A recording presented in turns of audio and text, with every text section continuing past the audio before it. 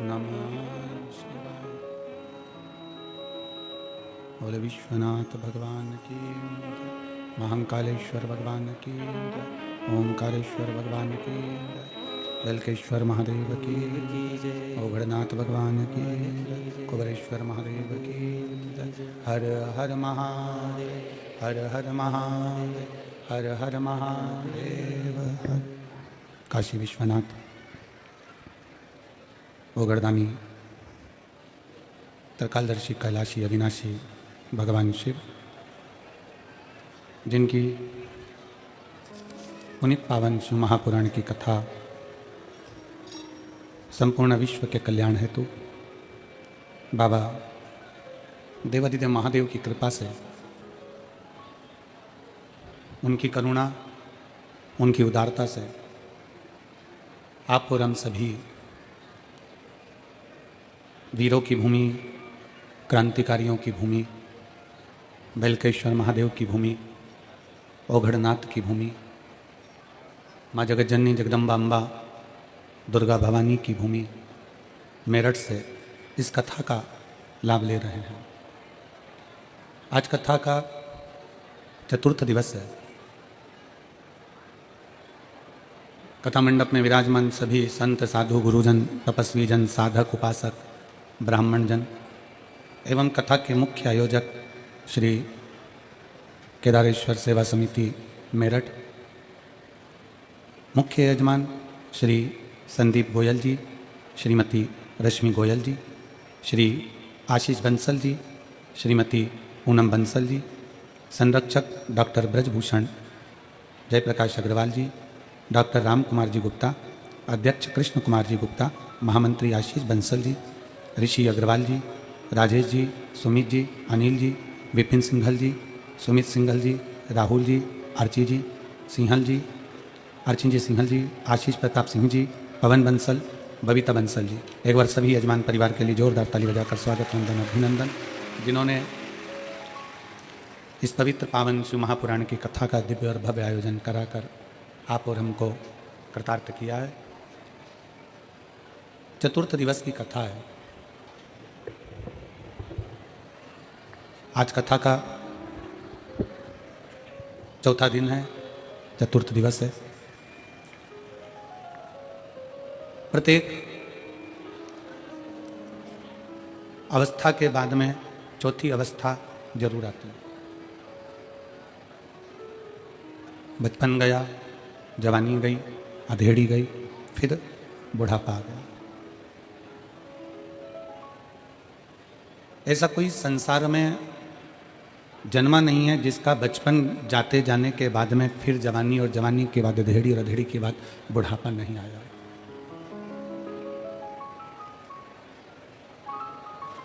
अपनी चौथी अवस्था है अपना बुढ़ापा। और शिव महापुराण की कथा कहती है बचपन गया जाने दो, जवानी गई जाने दो, अधेड़ी गई जाने दो, पर अपना बुढ़ापा मत बिगड़ने दो। अंतिम बिंदु है मनुष्य का बुढ़ापा। ठीक है, बचपन जो निकल गया, जैसे जैसे निकला वो अपने ऊपर, खेलते खेलते निकल गया, विद्या अध्ययन करते निकल गया,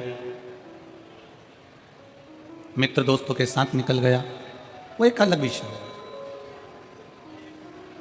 जवानी आ गई, इतने भोग और विलास में डूब गए कि हम कहाँ हमारा बचपन गया और आगे क्या होना है उसका स्मरण नहीं हो पाया। फिर अधेड़ी आ गई जिसमें हम पूरे परिवार का बोझा ढोने में, पूरे परिवार को साधने में, पूरे परिवार के काम में हम लग गए।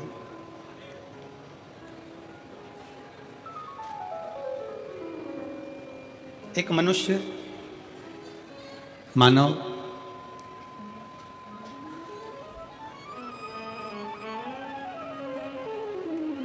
गधा, कुत्ता और उल्लू, इन चारों की जो उम्र थी वो बिल्कुल बराबर की थी, 40-40।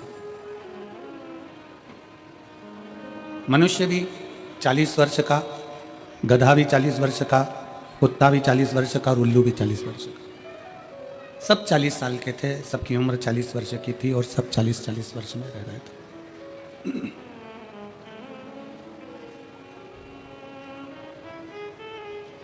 एक दिन गधे के मन में थोड़ा सा दुख हुआ,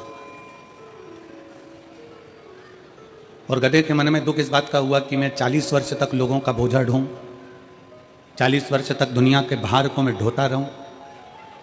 मेरी उम्र थोड़ी सी कम हो जाना चाहिए, मुझे कम उम्र चाहिए, मुझे इतनी उम्र चाहिए ही। गधा भगवान के पास में गया और गधा भगवान से विनय करा कि भगवान भोले बाबा, हे मेरे शंकर, हे त्रिकालदर्शी, कैलाशी, विनाशी, कुछ कृपा करो और मेरी उम्र आधी कर दो। तो भगवान ने भी कहा ठीक है, गधा बेचारा इतना परेशान है, लोगों का भजन ढोता है, बोझा ढोता है, इसकी उम्र आज से 20 साल कर दी जाती है।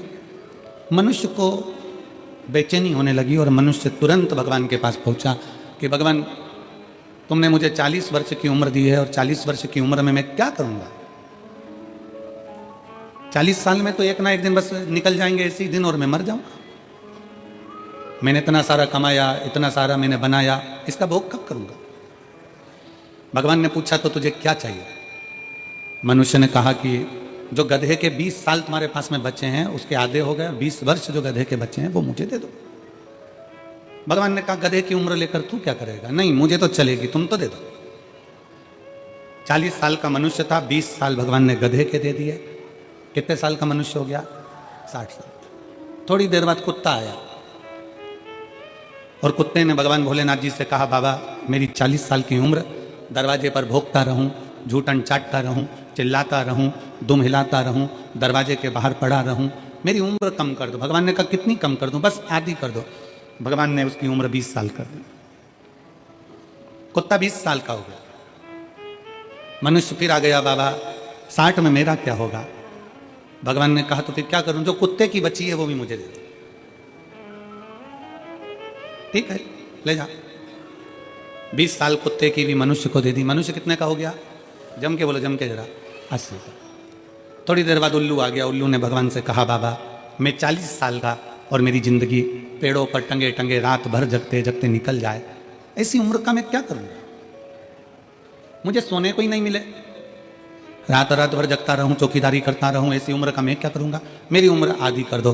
भगवान ने कहा ठीक है उल्लू, आज से तू 20 साल का।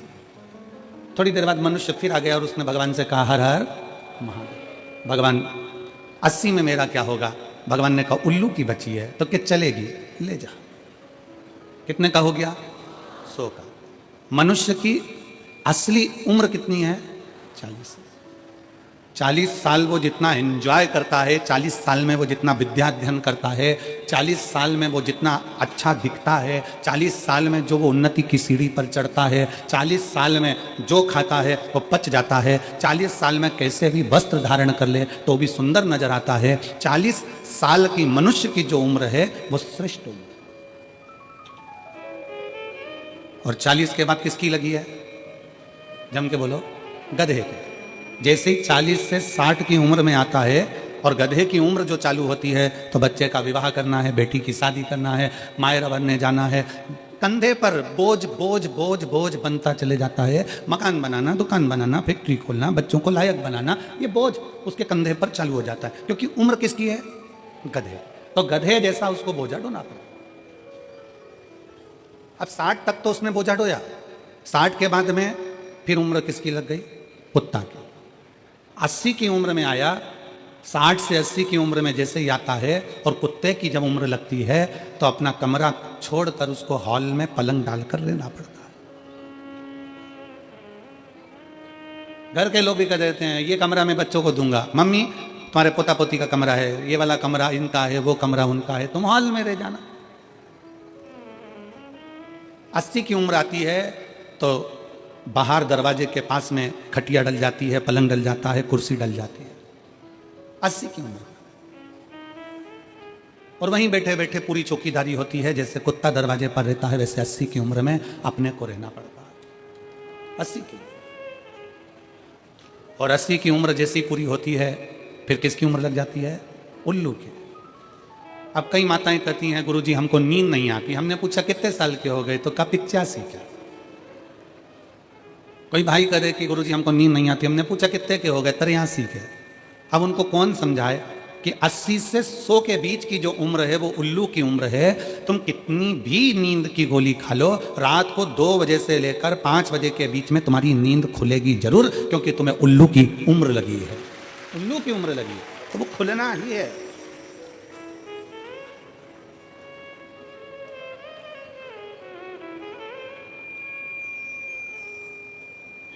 चालीस के बाद की जो जिंदगी है, 60 तक का जो जीवन है, हम दूसरों से मांग कर जी रहे हैं। अर्थात ये हमारी उम्र नहीं है। हमारी तो जो 40 साल की उम्र थी, बचपन, जवानी, अधेड़ी जो हमने निकाला, 40 तक की जो उम्र थी, खूब खाया, खूब आनंद में पचा, खूब शरीर स्वस्थ रहा, खूब आनंद की जिंदगी जी, खूब घूमने के लिए यहाँ वहाँ पूरे परिवार के साथ खूब हिमाचल उत्तरांचल ना जाने कहाँ कहाँ चले जाते थे। धीरे धीरे धीरे धीरे धीरे उम्र घटती बढ़ती चली गई और उम्र बढ़ती चली गई। अब विचार मन में आया कि हमें 40 का उम्र का हो गया। फिर धीरे धीरे विचार करा, बच्चे बड़े हो गए। पहले जब बच्चे नहीं थे, जब छोटी उम्र थी, तो मायके भी खूब चली जाती थी।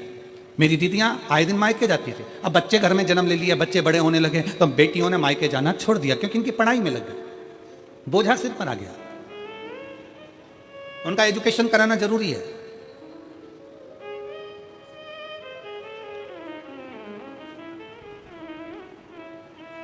और धीरे धीरे धीरे धीरे धीरे हमारी 40 वर्ष की उम्र कहाँ चली जाती है, और गधा की उम्र, कुत्ता की उम्र, उल्लू की उम्र 40 से 60, 60 से 80, 80 से 100, ये उम्र कब लगती चली जाती है हमको खुद मालूम नहीं पड़ता। मालूम कब पड़ता है? जब वजन आता है, मस्तक पर बोझ आता है, जब एकदम घर की छोटी छोटी बहुएं, छोटी छोटी बेटियां, जिनके अभी बच्चे भी नहीं हुए ना, जब तक तो वो जिंदगी अच्छी जी रही हैं, जैसे ही बच्चे जन्म ले लेते हैं और बोझा उसके ऊपर जब पड़ने लगता है, 40 तक की उम्र के अंदर जब उसके ऊपर भार बढ़ने लगता है, तो फिर उसको चिड़चिड़ होने लगती है, बहुत अंदर से खचोटने लगता है।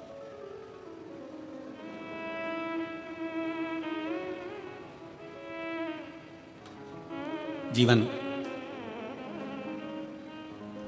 शिव जी की कथा कहती है, भगवान शंकर की कथा कहती है, आप चाहे 40 के हो जाओ, आप चाहे 60 के हो जाओ, आप चाहे 80 के हो जाओ, आप चाहे 100 के हो जाओ,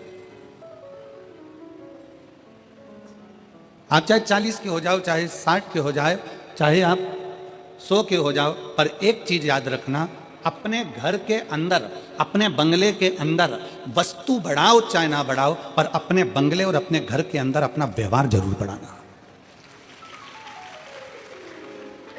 सोफा कम है ना, चलेगा, बर्तन कम है ना, चलेंगे, अलमारी में साड़ी कम है ना, चलेगी, जेवर का चलेगा, चप्पल जूते कम है ना, चले, पलंग कम है, चलेगा, गादी तकिया कम है, चलेगा, बहुत सारा दिखावे का सामान नहीं है, चलेगा, घर में वस्तु कम होगी ना, चल जाएगा, पर घर में एक दूसरे के प्रति व्यवहार कम मत होने देना। अगर व्यवहार कम हो गया तो वो वस्तु किसी काम की।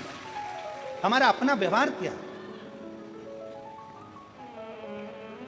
दुकान क्यों चलती है? जम के बोलो, दुकान कैसे चलती है? सामान से। सामान तो पड़ोसी के यहाँ भी भरा हुआ है। अरे बोलो जम के। फ्रिज पड़ोसी के यहाँ भी है, फ्रिज तुम्हारी दुकान में भी है। कपड़े पड़ोसी के यहाँ भी है, कपड़े तुम्हारी दुकान में, उसी कंपनी का, उसी वैरायटी का उसके पास भी है और तुम्हारे पास भी है। घड़ी की दुकान तुम्हारे पास भी है, घड़ी की दुकान उसके पास भी है। सोने चांदी की दुकान उसकी भी है, सोने चांदी की दुकान तुम्हारी भी है। बर्तन की दुकान उसकी भी है, बर्तन की दुकान तुम्हारी है। कपड़े की दुकान उसकी भी है, कपड़े की दुकान तुम्हारी भी है। चश्मे की दुकान उसकी भी है, चश्मे की दुकान तुम्हारी भी है। पार्लर उसका भी है, पार्लर तुम्हारा भी है। किस चीज से चल रहा? वस्तु से। सामान तो उसके पास भी है। तुमसे किसी सुनार की दुकान में जाकर देखना, सराफे की दुकान में जाकर देखना कि किसी सराफे वाले ने 4 मंजिल का शोरूम बना लिया, माल भी खूब भर लिया, और किसी सराफे वाले की दुकान एक छोटी सी गली में छोटी सी है, उसके यहाँ लाइन लग रही है और उसके शोरूम में मक्खियां उड़ रही है। सोना उसके पास भी है, सोना इसके पास भी है, चांदी उसके पास भी है, चांदी इसके पास भी है, कपड़ा उसके पास भी है, कपड़ा इसके पास भी है, सामान सबके पास में है। परंतु शिव महापुराण की कथा कर रही है, चाहे तुम्हारा बचपन हो, चाहे तुम्हारी जवानी हो, चाहे तुम्हारी अधेड़ी हो, चाहे तुम्हारा बुढ़ापा हो, तुम्हारे घर में वस्तु बढ़े ना बढ़े, सामान बढ़े ना बढ़े, पर तुम्हारा व्यवहार बढ़ना चाहिए। ऐसा व्यवहार होना चाहिए कि दुनिया के लोग तुम्हारे पास में आए, दुनिया के लोग तुम्हारे पास में आए। अपने व्यवहार को बढ़ाइए। व्यवहार से क्या मतलब है? व्यवहार का मतलब क्या होता है? व्यवहार का मतलब है आपकी श्रेष्ठ वाणी, आपके मन का साफपन, आपकी निर्मलता, आपकी सत्यता और आपकी एकाग्रता। वस्तु बढ़ाने से घर में सुख नहीं है कि हम वर्णन करें।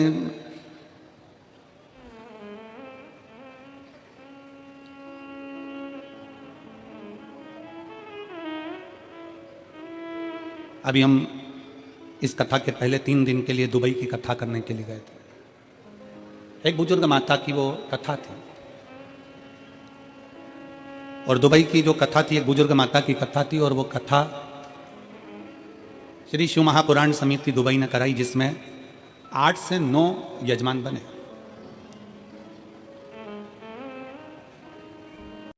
अब वो बुजुर्ग माता का इतना हो सकता है इतना उसके पास में ना हो, पर दिल का भाव बड़ा था। उसने पूरे मोहल्ले की माताओं को एकत्रित करा, कई समितियों को एकत्रित करा, फिर एक अग्रवाल परिवार को रखा, फिर एक अन्य अन्य परिवार चंद्राकार आदि के से बहुत सारे परिवार उन्होंने बाहर रखे, बहुत सारे परिवार। और सबसे कहा मेरे पास में इतना नहीं, ये थोड़ा सा है जो आप ले लो और मेरे को शिव पुराण की कथा करो। हम श्री संदीप गोयल जी को और श्री आशीष बंसल जी को और इस केदारेश्वर समिति को बहुत बहुत धन्यवाद इस चीज़ का देना चाहते हैं कि जितने पत्र गोयल जी, आशीष जी, जितने पत्र यहाँ आए हैं, हर पत्र में तुम दोनों का जिक्र लिखा है कि हम नहीं सुन पाते ये कथा कहीं जाकर, पर मेरठ को आपने दिया है, उसके लिए साधु, उसके लिए साधुवाद है। कई मेरी जीजियाँ ऐसी बैठी हैं, कई मेरे बेटाओं ऐसे बैठे हैं, कई बेटियां ऐसी बैठी हैं जो नहीं जा सकती थी। उनको भगवान से हापुड़ में जाकर उन्होंने पंडाल में बैठकर भगवान से प्रार्थना करी कि हमारे मेरठ में भी कथा हो जाए, और बाबा ने सुना 3 महीने में पूरा करता है, 3 महीने के पहले मेरठ में कथा करवा दी। उसकी कृपा, ये उसकी उदारता, ये उसकी कृपा, ये उसकी करुणा है। और गोयल जी, बंसल जी, आपको इस चीज के लिए साधुवाद देते हैं कि धन तो दुनिया के पास में ढेरों की मात्रा में होता है, पर उसका धन सतमार्ग में नहीं लग पाता। आज आपको इस चीज की बधाई है कि आपने अपने धन का सदुपयोग करा और इतने जनमानस के चेहरे पर प्रसन्नता लाता है। केदारेश्वर समिति, इसके अध्यक्ष, इसके उपाध्यक्ष, इसके सचिव, महामंत्री, इसके जितने भी पदाधिकारी गण हैं, उनको बहुत साधुवाद। और सबसे ज्यादा साधुवाद मैं गोयल जी और आशीष जी से भी ज्यादा साधुवाद यहाँ के कलेक्टर महोदय को, यहाँ के SP, SSP, IG, commissioner, DM, SDM, और यहाँ के पुलिस विभाग को, और यहाँ के चिकित्सा विभाग को, यहाँ के पीडब्ल्यूडी विभाग को, और यहाँ के IG, commissioner, collector, SP, SSP, सबको बहुत बहुत साधुवाद देता हूँ कि इतनी अच्छी तरह से इस कथा को संभाला है। लाखों की भीड़ में इस कथा को जो आप लोगों ने संभाल कर रखा, उसकी साधुता, आपको बहुत बहुत साधुता। लाखों की भीड़, पंडालों में जगह नहीं है और लोग पंडालों के बाहर बैठे हुए हैं पंडाल पर। उस कथा को यहाँ का पुलिस प्रशासन, यहाँ का पूरा एक एक कांस्टेबल हो, पुलिस विभाग हो, यहाँ के collector, SP, SSP, IG, DIG, यहाँ के तहसीलदार आदि आदि जितने भी हैं, सारा प्रशासन मुस्तैदी से संभालो, उसको संभालो। और एक बार आप सबसे निवेदन है, पूरे प्रशासन के लिए, उत्तर प्रदेश मेरठ सरकार के लिए जोरदार ताली बजाकर स्वागत, वंदन, अभिनंदन, जिन्होंने इस कथा को बहुत अच्छे तरीके से साधा, बहुत अच्छे तरह से।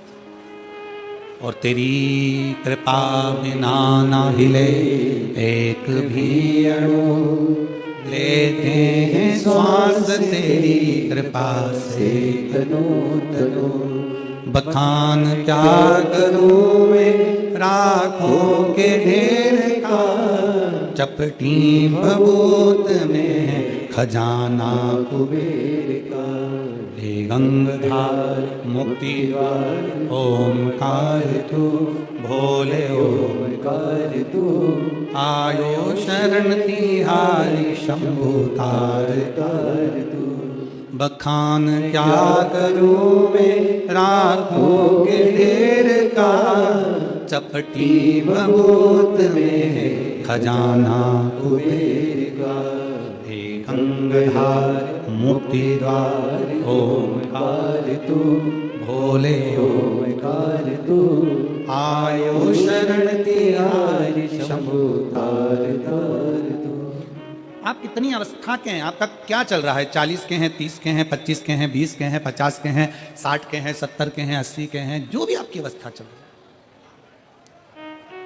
जो आपकी अवस्था चल रही है, आपकी अवस्था में व्यवहार की बहुत जरूरत है। आज के समय में एक बात बहुत अच्छे से धारण कर कर रखना कि घर में सारा सब कुछ है। बोलो री जी हाँ सही बात है। तुम्हारे घर में भोजन की कमी तो नहीं है ना? जम के बोलो जरा। नहीं। तुम्हारे घर में कहीं रहने की कमी तो नहीं है ना? नहीं। तुम्हारे घर में पानी पीने की भी कमी तो नहीं है ना? सारा सुख है तुम्हारे घर में, ओढ़ने का, बिछाने का, रहने का, एसी, कूलर, पंखा, सारा सुख अपने घर में है। अच्छे मकान में रह रहे हैं, बाबा की कृपा से अच्छा भोजन कर रहे हैं, सारा सुख है। परिवार भी अच्छा है, पति भी अच्छा है, पत्नी भी अच्छी है, बहू भी अच्छी है, बेटा भी अच्छा है, पोता पोती भी अच्छे हैं, नाती पंती भी अच्छे हैं, सास ससुर भी अच्छे हैं, और मायके में माता पिता सब अच्छे हैं, मेरे भाई मेरे बंधु सब अच्छे हैं, सब अच्छे हैं। बस घर में कोई कमी नहीं है, घर में किसी वस्तु की कमी नहीं है, घर में कोई सामान की कमी नहीं है, पर घरों में एक चीज की कमी हो गई, आपस के व्यवहार की कमी हो गई। हमारा आपस का व्यवहार ठीक नहीं हो पाया। हम व्यवहार से दूर होते चले गए। और शिव पुराण कहती है अपने व्यवहार को प्रबल बनाना है। शंकर की कथा देखिए, व्यवहार के बल पर शंकर भगवान के सामने 33 कोटि देवताओं ने मिलकर विष का कटोरा भेज दिया था मेरे शिव जी के सम्मुख में। विष का कटोरा,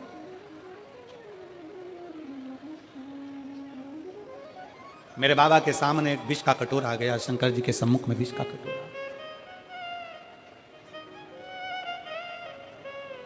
कितना सोचने वाला विषय है, जरा ध्यान दीजिएगा। बहुत सावधानी से कथा सुनिए। जिस कथा के लिए आप लोग आए हैं ना, इस कथा को बड़े दिल से श्रवण करिए। कल एक पत्र था, वो पत्र कोई विमला दीदी हैं, उन्होंने लिखा है कि गुरुजी हम जब कथा सुनने के लिए बैठते हैं तो कहीं किताब बेचने वाले आ जाते हैं, कहीं कुरकुरा बेचने वाले आ जाते हैं, कहीं फूली बेचने वाले आ जाते हैं। गुरुजी हम हरिद्वार से रोज केवल कथा सुनने के लिए रुड़की, कहीं से रुड़की हरिद्वार के पास में है सर, रुड़की से हम कथा सुनने के लिए रोज आते हैं प्रतिदिन।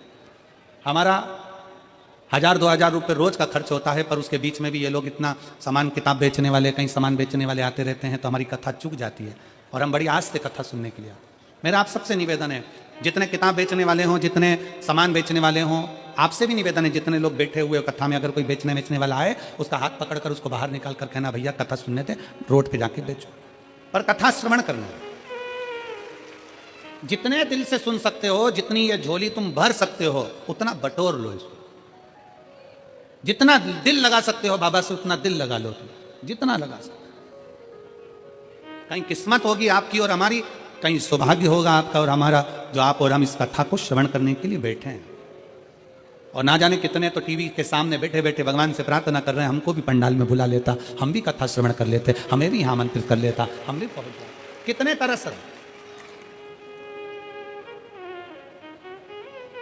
आपके घर में वस्तु की कमी नहीं, व्यवहार की कमी होती जा रही है, और अपना व्यवहार हमें श्रेष्ठ बनाना। शंकर जी की कथा कहती है, शिव जी के सामने 33 कोटि देवताओं ने मिलकर विष का कटोरा लाकर रख दिया। विष का कटोरा भगवान शंकर के हाथ में दे दिया, ये विष है, ये विष।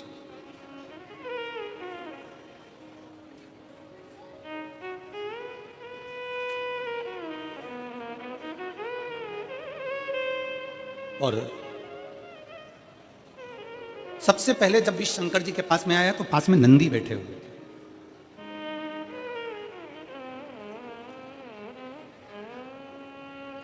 शंकर जी के सम्मुख में नंदी बैठे थे। जैसे ही देवता विष का कटोरा लेकर आए तो नंदी उठकर खड़े हो गए। नंदी उठे, खड़े हुए, और नंदी ने पूछा ये क्या है, इसमें, इस पात्र में क्या है, इस पात्र में है क्या? आप सबको मालूम होगा, आप सबके स्मरण में होगा कि शंकर भगवान को जब धतूरा चढ़ाया जाता है, धतूरा देखा है आप लोगों ने? जम के बोलो जरा, देखा है? तो कांटे कांटे होते हैं। शंकर भगवान को जब भी धतूरा चढ़ाया जाता है, शिव जी को जब भी धतूरा दिया जाता है, तो धतूरा चढ़ाते समय नंदीकेश्वर शिव का नाम लिया जाता है।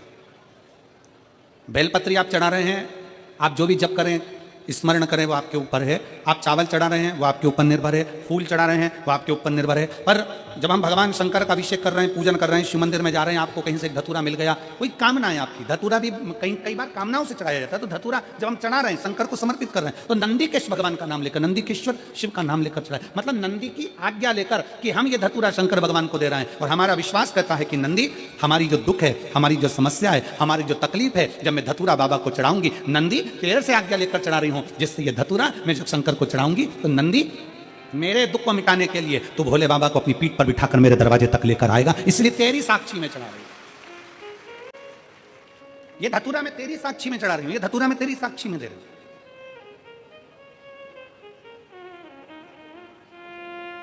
ये मैं तेरे विश्वास पर, तेरे भरोसे पर दे रही हूं। एक पत्र है,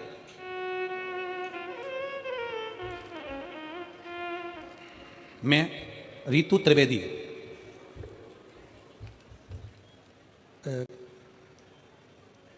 नाम आप लोग पढ़ के बता देना क्या लिखा है तो हम बोल देंगे, ठीक है। मैं रीतु त्रिवेदी, पत्र में मो चौक अमरोहा, क्या लिखा है, अमरोहा, अमरोहा यही है क्या आसपास में?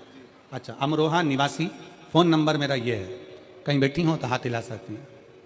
बाबा की महिमा का मैं क्या गुणगान करूं। पति अमरदीप शर्मा को लीवर सिरोसिस हो गया था, जिसकी वजह से पेट में पानी भर गया था, तिल्ली बढ़ गई थी, हार्निया हो गया था, पीलिया हो गया था। हमने अमरोहा के 4-5 बड़े बड़े डॉक्टरों को दिखाया, उन्होंने कहा ठीक होने का कोई चांस नहीं दिखता, कोई लीवर बिल्कुल खराब हो गया है, इनकी सेवा करो क्योंकि हाथ पैर में बहुत ज़्यादा सूजन आ गई है, इनका इलाज लीवर ट्रांसप्लांट ही करना पड़ेगा, जो दिल्ली में है। मैंने सोचा हमारे पास तो पैसे ही नहीं हैं। अमरोहा मुरादाबाद 3 महीने में जो पैसे थे वो लग गए, सब रिश्तेदारों के फ़ोन उठाना बंद कर दिया। मैंने बाबा से प्रार्थना की, बाबा क्या मेरी लाज नहीं रखोगे? मैं क्या हो गया, मैंने तो आपको जल चढ़ाना प्रारंभ कर दिया, क्या गलती हो गई बाबा? तब हम उनको दिल्ली के ILMBS हॉस्पिटल में लेकर गए। तबीयत ज़्यादा खराब हो गई, उनका ट्रांसप्लांट करना पड़ेगा, ये दिल्ली के हॉस्पिटल में बोल दिया गया, ILBS में बोल दिया गया। इसका खर्चा लगभग 50 से 60 लाख का आएगा। हमारा पास इतना धन नहीं था, फिर करें तो करें क्या? हमने भी बाबा का नाम लेकर कह दिया कि कहीं से भी पैसे की व्यवस्था करेंगे, आप तो ऑपरेशन की तैयारी करो। अब ट्रांसप्लांट करने के लिए लीवर की जरूरत पड़ेगी, कहाँ से दोगे? रिश्तेदारों की मदद नहीं मिल रही। बाबा के भरोसे पर 1 लोटा जल शिव को समर्पित कर बाबा से विनती करी, और विनती करी बाबा से, और सब दूर हमने फ़ोन किया पर कोई चांस नहीं लगा। आखिरी में करें तो करें क्या? क्या चीज़ हो मेरे पास में नहीं, सोचती हमारे पास तो क्या है, कुछ भी नहीं। जब मेरे पास में जब कुछ भी नहीं, तो बाबा पर आश्रित होकर 1 लोटा जल समर्पित कर बाबा को विनय कर दी। और गुरुदेव मैं क्या वर्णन करूं, लीवर तो बदलना था, कक्ष में भी लेकर चले गए, पर 9 नवंबर 2023 को भर्ती करा, 10 नवंबर को उनका ऑपरेशन होना चालू हुआ। ऑपरेशन के लिए लेकर गए तो जांचें पूरी चालू हो गई, और जांच करने पर वापिस बाहर आकर डॉक्टर बोले कि इनका लीवर डैमेज नहीं है, लीवर ने काम करना प्रारंभ कर दिया। अब हमारे पास में तो पैसा नहीं, तब डॉक्टर ने कहा काउंटर पर जाओ और तुम्हारा पूरा हिसाब बना लो। काउंटर पर पहुंचने पर हिसाब बनाया तो हिसाब में भी 1 रुपया देने का नहीं निकला। मैं बाबा को यहाँ धन्यवाद देने के लिए आई हूँ। कहीं बैठी हो, रीतु त्रिवेदी, अमरोहा निवासी, कहीं बैठी हो तो आ सकती हैं बेलपत्र लेने के लिए। शिव तत्व की प्राप्ति इसी को कहते हैं।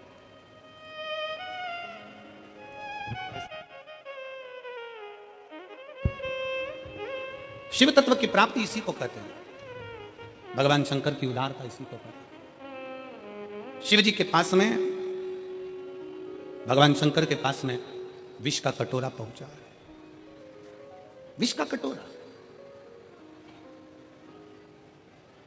और जब भोलेनाथ जी के पास में विष का कटोरा आया, शंकर भगवान के पास में जब विष का कटोरा पहुंचा, तो सबसे पहले नंदी ने पूछा, सबसे पहले नंदी पूछ रहा है। नंदी ने विचार किया, क्या है इसमें? कहा, देवताओं ने कहा इसमें विष भरा हुआ है, विष भरा, विष। हाँ, किसके लिए लेकर आयो? कौन पिएगा ये? देवताओं ने कहा ये विष हम भगवान शंकर के लिए लेकर आए। शिव पिएंगे? हाँ। नंदी की आंख में से आंसू बहने लगे।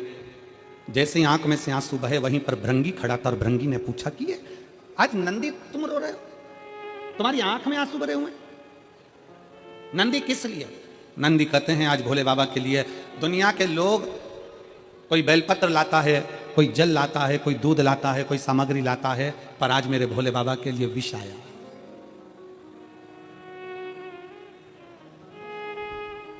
आज मेरे शंकर के लिए विष आया। भृंगी ने मुस्कुराते हुए कहा, नंदी किस बात के लिए रोना? वो शिव है, देव अधिदेव महादेव है। अमृत पिए वो देव कहलाता है और जो विष पीता वो महादेव कहलाता है। घर का जो बड़ा होता है, घर का जो बुजुर्ग होता है, घर का जो बड़ा होता है, घर का जो बयो होता है, उसको बहुत जहर पीना पड़ता है, बहुत विष के घुट निगलना पड़ते हैं, बहुत पीना पड़ता है।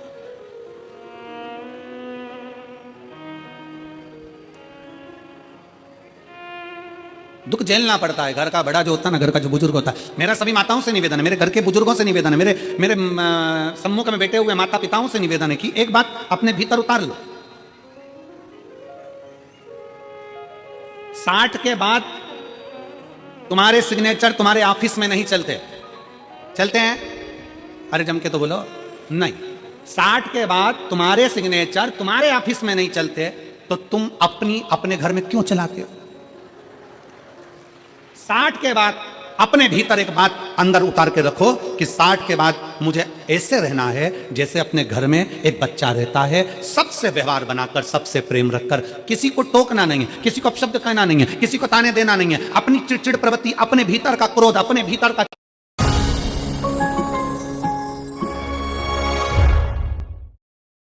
डाल में छोड़ देना है। और घर जाऊंगी तो ऐसी जाऊंगी जैसे निर्मल हृदय से जाते हैं। अपने क्रोध को घर पर छोड़ दो, अपने क्रोध को पंडाल में छोड़ दो, अपने भीतर की जो चिड़चिड़ प्रवृत्ति है, जो अहंकार है, जो क्रोध है, जो हमारे भीतर का क्रोध समाया हुआ है, वो फेंक दे। और हम क्या करते हैं? हम ये विचार में रहते हैं, बहू को कुछ नहीं आता, बेटों को कुछ नहीं आता, बेटी को कुछ नहीं आता, दामाद को कुछ नहीं आता, छोटे भाई को कुछ नहीं आता, छोटी दुल्हन को कुछ नहीं आता, इसको कुछ नहीं आता, उसको कुछ नहीं आता, बस केवल अपने को। ना 60 की अवस्था के बाद में ये विचार करना है कि हमको थोड़ा सा संभाल कर अपनी जिंदगी को जीना है। खूब अच्छे से रहो, एक से बढ़कर एक साड़ी पहनो, एक से बढ़कर एक सूट पहनो। 60 के बाद में तुम खूब अच्छे कपड़े पहनो, मना नहीं करेंगे, खूब अच्छे अच्छे जेवर पहनो, आभूषण पहनो, रतन माणिक मोती पहनो, अच्छा अच्छा खाओ पियो, एंजॉय करो। पर इतना याद रखो कि 60 की अवस्था के बाद में अपनी वाणी पर थोड़ा सा संयम रखो, अपने व्यवहार को प्रबल बनाओ, अपनी वाणी को प्रबल बनाओ, मिठासता से परिपूर्ण बनाओ, मिठासता से। आज के जमाने में सबसे बड़ी बीमारी एक ही है, वो है शुगर की बीमारी। कौन सी बीमारी? जम के बोलो जरा। शुगर की बीमारी। पहले के समय में मेरी बुजुर्ग माताएं बैठी हैं, यहां पर जितनी बुजुर्ग माताएं हैं उनसे पूछना कि पहले के समय में शुगर होती थी क्या? जम के बोलो जरा। नहीं, पहले के समय में चाय इतनी मीठी पीते थे कि होठ चिपक जाते थे, और चाय पी के सो जाते थे तो चींटी चिपक जाती थी। बोलो सही है कि गलत है? और इतनी सी चाय पीते थे क्या? हाफ कप पीते थे क्या? नहीं।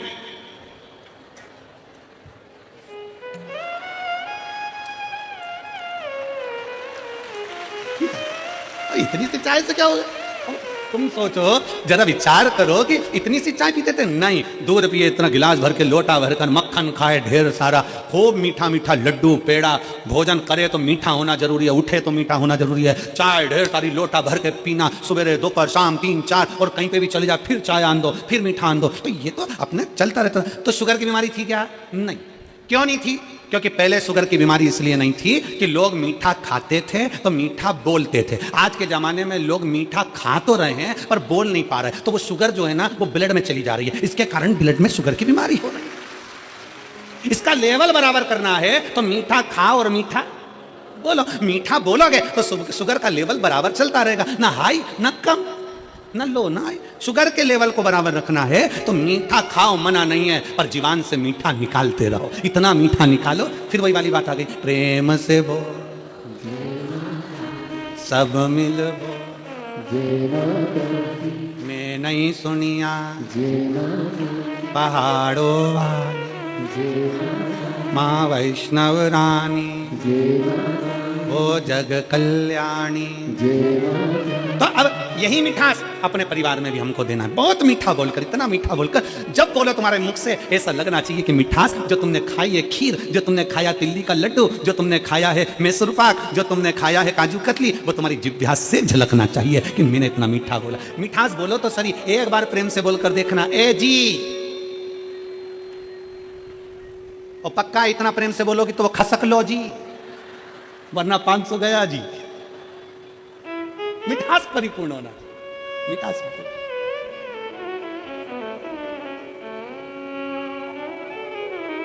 इस प्रेम की वाणी को बढ़ाना। नंदी और नंदी के मन में भाव आया, नंदी रो रहे हैं, रो रहे। भृंगी ने कहा क्यों रोना, घर का जो बड़ा है ना, घर का जो बुजुर्ग है ना, घर का जो बयो है ना, वो विष बहुत पीता, बहुत पीता। आप बहुत बुढ़ापा आए ना तो बहुत अच्छी जिंदगी जियो, मना नहीं है, बस इतना जरूर याद रखो कि अपनी वाणी में, व्यवहारिकता में कमी मत आए। बहुत खुश होकर जियो। और मेरा बहुओं से निवेदन है, बेटियों से निवेदन है, आपकी भी व्यवहारिकता में और आपकी भी वाणी में कमी मत आने देना। क्यों? क्योंकि एक सीरियल पहले चला था, सास भी कभी बहू थी।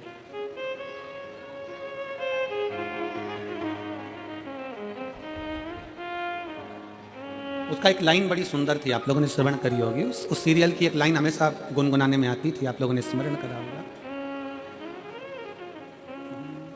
क्या तूने पाया है, क्या तूने खोया है, क्या तेरा लाभ है, क्या हानि, क्योंकि यहीं से बैकुंठ को जाना है।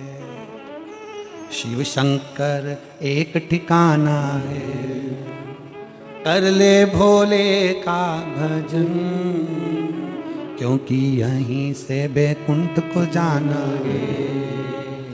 शिव शंकर एक ठिकाना है, अंतिम बिंदु है, शंकर की शरणागत। बच्चा हो ना, उसको भी मीठा बोलना सिखाओ। बड़ा हो तो वो भी मीठा बोलना सीखे, बुजुर्ग हो वो भी मीठा बोलना सीखे।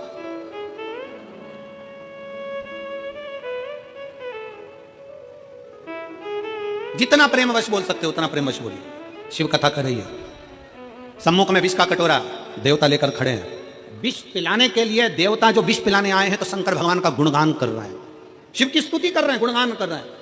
शंकर भगवान तो ऐसे हैं, शंकर भगवान तो वैसे हैं, शंकर भगवान तो ये कर दें, शंकर भगवान तो वो कर दे। सारे देवता, 33 कोटि देवता शंकर भगवान का गुणगान कर रहे हैं, क्योंकि शंकर जी विष पीने के लिए कटोरा सामने। सावधान मेरठ, सावधान। जब किसी को आपसे काम निकालना है तो वह आपका बहुत गुणगान करेगा, बहुत। जब किसी को आपसे काम निकालना है बहुत गुणगान करेगा, और काम निकला तो गुणगान करेगा नहीं, फिर कोई कुछ बोलेगा नहीं। इसलिए सावधान रहें, सावधान। कोई बहुत ज्यादा प्रशंसा करे ना आपकी, बहुत ज्यादा प्रशंसा करे तो हाथ जोड़ लिया करो और अपने भीतर जो भगवान बैठा है ना उस शंकर को धन्यवाद दिया करो। ये प्रशंसा मेरी नहीं है बाबा, ये प्रशंसा तेरी है, क्योंकि कथा तू करा रहा है, कथा तू सुन रहा है, कथा तू बोल रहा है। मैं सुन भी नहीं रहा, मैं करा भी नहीं रहा, और मैं बोल भी नहीं रहा। ये सब कुछ तेरा, मेरा है ही नहीं कुछ।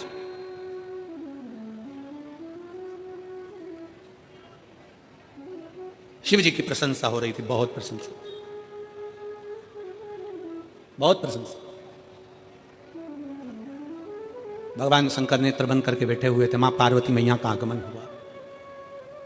माता पार्वती जी का आगमन हुआ, देखा कि देवता बड़ा मीठा बोल रहे हैं, बड़ा मीठा। और बोलो मीठा, मीठा बोलने के लिए तो हमारा शास्त्र भी कहता है कि जितना बन सकता है उतना मीठा बोलिए, जितना प्रेम से बोल सकते हो उतना प्रेम से बोलिए। हमारा शास्त्र भी वर्णन करता है।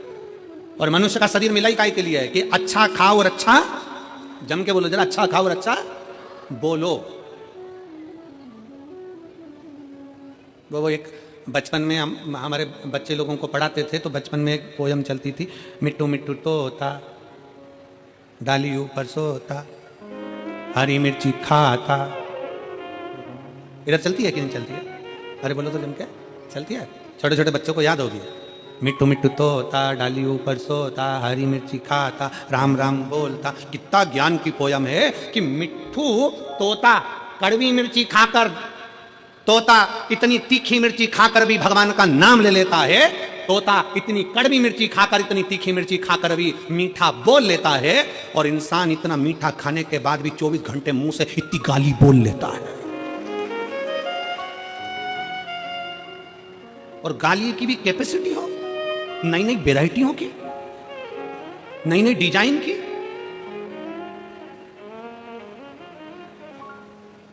कितना सुंदर है। एक पक्षी भी हमको सीख दे रहा है कि पक्षी अगर कड़वी चीज खा रहा है, पक्षी अगर तीखी चीज खा रहा है तो भी मीठा बोल रहा है। तो ये तो हम मनुष्य हैं, हम मानव में वो विद्वत्ता होना चाहिए, हम मनुष्य में वो विद्वत्ता होना चाहिए, हम मानव में वो प्रेम और वो विद्वत्ता प्रबल होना चाहिए कि हम कितना मीठा बोले, हमारी मिठास क्या हो, हमारे शब्दों की वाणी का प्रभाव क्या हो। हम मीठी वाणी कैसे बोल सकते हैं, हमारे भीतर के शब्द कैसे होना चाहिए। अपनी शब्दों की मिठासता का स्मरण रखें। शंकर भगवान के सम्मुख में एक कटोरा विष का आ गया, विष का कटोरा। शिव जी के सम्मुख में एक विष का कटोरा आया, और शंकर भगवान की साक्षी में जब विष का कटोरा आया, सम्मुख में जब विष का कटोरा पहुंचा, शंकर भगवान प्रसन्न थे, पर मां जगत जननी जगदम्बा दुर्गा भवानी की आंखों में जल था। मां जगत जननी के नेत्रों में जल भरा हुआ था, मां जगदम्बा के नेत्रों में जल भरा हुआ था, मां की आंखों में जल, और माता की आंख में जब जल भरा हुआ था, नेत्रों में जब जल भरा हुआ था, फिर पूछा नंदी ने, मां, नंदी पूछ रहा, ए मां, आप आंसुड़ा क्यों ढलका रही हो मां? आपके नेत्रों में जल क्यों है, किस लिए? आप क्यों रो रही हो मां? पार्वती जी कहती हैं कि शंकर भोले हैं, मैं अपने पति को जानती हूं, उनका एक नाम भव है, भव। शिव जी का एक नाम भव है, और भव का मतलब है कि दुनिया में किसी को दुखी नहीं देख सकते वो। अगर आप तकलीफ में हो और शंकर को पुकार रहे हो, शंकर को एक लोटा जल चढ़ा रहे हो, तो शंकर भगवान को आना ही पड़ेगा, कोई उनको रोक नहीं सकता, शिव आते ही हैं। एक पत्र है,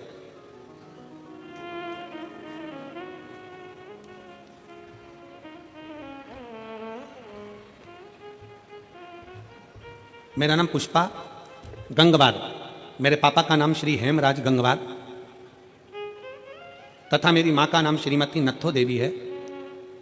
कहीं बैठी हो तो हाथ हिला सकती हैं, अगर कहीं बैठे हो, आप ही हैं, ऐसा हाथ हिला दो एक बार। आ जाइए, एक बेलपत्र ले जाओ, आ जाओ, वापिस हाथ हिलाओ एक बार। पुष्पा गंगवार, हाँ हाथ हिलाओ एक बार, ठीक है, दिख गए, दिख गए, दिख गए। आ जाइए, एक बेलपत्र ले जाओ। मैं पुष्पा गंगवार, मेरे पापा का नाम श्री हेमराज गंगवार, मेरी माँ का नाम श्रीमती नत्थो देवी। गुरुदेव, मेरे पापा जी को ब्लड कैंसर था, जिसकी वजह से मेरा पूरा परिवार परेशान था। पत्र को आप लोग एलईडी पर पढ़ सकते हैं। मेरा पूरा परिवार परेशान था उसी समय। गुरुदेव, मैं और मेरी पति आस्था चैनल पर शिव महापुराण की कथा आपकी सुनते थे, तो मुझे लगा कि मैं अपनी मम्मी से शिव पुराण सुनने के लिए कहूँगी। लेकिन उसी समय कुछ दिनों बाद मैं अपनी माँ को लेकर काशी को गई और वहाँ पर बाबा के दर्शन किए और वहाँ पर बाबा से विनती करी। आपकी कथा में मैंने धन्वंतरी कुएं का वर्णन सुना था, तो वो धन्वंतरी कुएं का मैं जल भी लेकर, और धन्वंतरी कुएं का वर्णन मैंने आपकी कथा में सुना तो वहाँ लेकर गई, धन्वंतरी कुएं का जल भी लेकर आई और वो मैंने अपने पिताजी को दिया। प्रतिदिन भगवान शंकर का नाम लेकर श्री शिवाय नमस्तुभ्यम बोलकर भगवान शंकर का जल अपने पिता को देने लगा। गुरुदेव, 1 महीना के बाद मेरी माँ सीहोर पहुंची और रुद्राक्ष लेकर आई और उसका जल पिताजी को लगातार 2 महीने पिलाया। फिर बाद में डॉक्टर के यहाँ लेकर गई तो डॉक्टर ने उन्हें अब बिल्कुल सही बताया है। आज मेरे पिताजी गुरुदेव बाबा की कृपा से पूर्ण रूप से ठीक हो चुके हैं। आज उनकी एक भी दवा नहीं चल रही है। ये शिव की उदार, शिव महापुराण की कथा कहती है, भगवान शंकर का चरित्र कथा है, शिव तत्व कथा है कि आपका विश्वास। शंकर भगवान के मंदिर में आप जा रहे हैं, शिव को 1 लोटा जल चढ़ा रहे हैं, शंकर की स्तुति कर रहे हैं, श्री शिवाय नमस्तुभ्यम बोल रहे हैं, शंकर का पंचाक्षर मंत्र नमः शिवाय बोल रहे हैं, शंकर का षडाक्षर मंत्र ओम नमः शिवाय बोल रहे हैं, त्र्यंबक मंत्र का जाप कर रहे हैं, राम नाम, कृष्ण नाम, शिव नाम, भवानी नाम, जो तुम जप रहे हो उसमें तुम्हारा विश्वास मूल होना चाहिए। पार्वती जी को चिंता इस बात की लगी, नैनों में जल भरकर। नंदी कह रहे हैं, मां शंकर भगवान को रोकना। ए मां, शिव जी को रोको, वो विष ना पिए। शिव जी को रोका जाए कि वो विष ना पिए। पार्वती जी कहती हैं, मैं जानती हूं मेरे प्रभु का नाम भव है, और भव साधारण नहीं, सबको सुखी देखने वाले, सबका दर्द खुद लेने वाले, सबका दुख स्वयं अपने ऊपर लेने वाले, सबकी तकलीफ, सबके रोग, सबकी बीमारी अपने ऊपर ले लेते हैं और उसको भव से तार देते हैं। ऐसे मेरे महादेव हैं। मैं जानती हूं, मैं जानती हूं, मैं पहचानती हूं, मैं इसका स्मरण जानती हूं कि वो साधारण नहीं हो सकते। ये मैं जानती हूं कि शिव मानेंगे नहीं और देवताओं के हित के लिए वो विष पी जाएंगे, विष का पान करेंगे।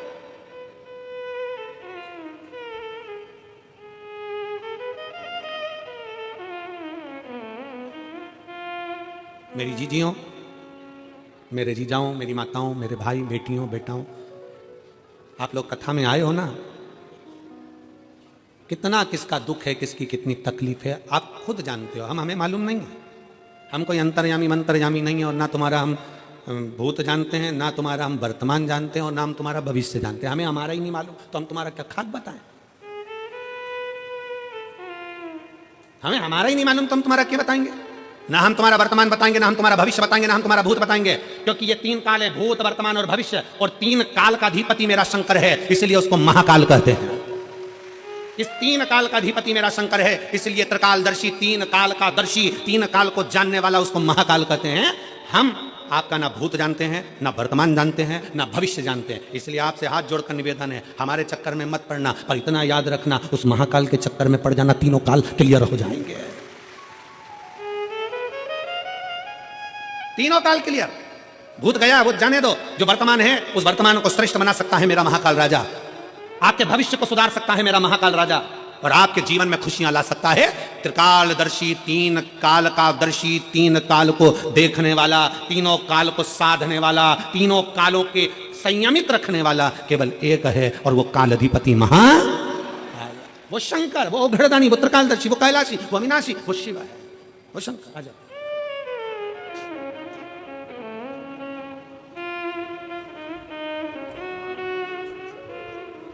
पुष्पा धन्यवाद। आपके पिताजी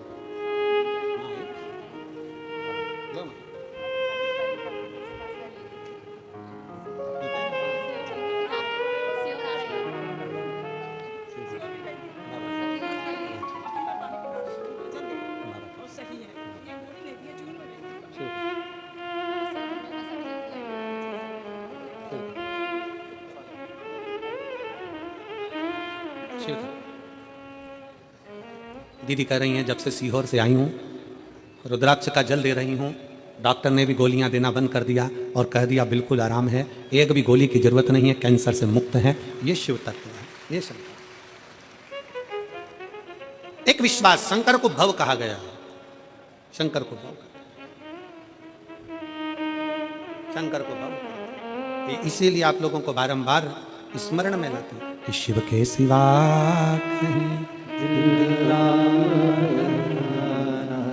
शिव के सिवा कहीं दिल ना लगाना, वरना पड़ेगा तुझे आंसू बहाना, वरना पड़ेगा तुझे आंसू बहाना। आप शंकर की भक्ति में अगर डूबे हो, शिव का एक नाम है भव। भव का मतलब है सबको सम देखना, सबको श्रेष्ठ देखना, सबको सुखी देखना, सबका कल्याण करना, सबको उत्तमता में देखना। किसी का रोग है, अपनी ओर खींच लेना, किसी की तकलीफ है, अपनी ओर खींच लेना, किसी को कष्ट है, अपनी ओर खींच लेना। शिव महापुराण की कथा कहती है, जब हम भगवान शंकर के मंदिर में एक लोटा जल चढ़ाने के लिए आतुर होते हैं, शंकर के मंदिर में एक लोटा जल लेकर जब अपने घर से निकलकर शंकर के मंदिर तक पहुंचते हैं, हमारे भीतर के ना जाने कितने कितने पाप, कितने कितने कष्ट, कितने कितने रोग, कितनी कितनी बीमारियां अपने आप मिट जाती है।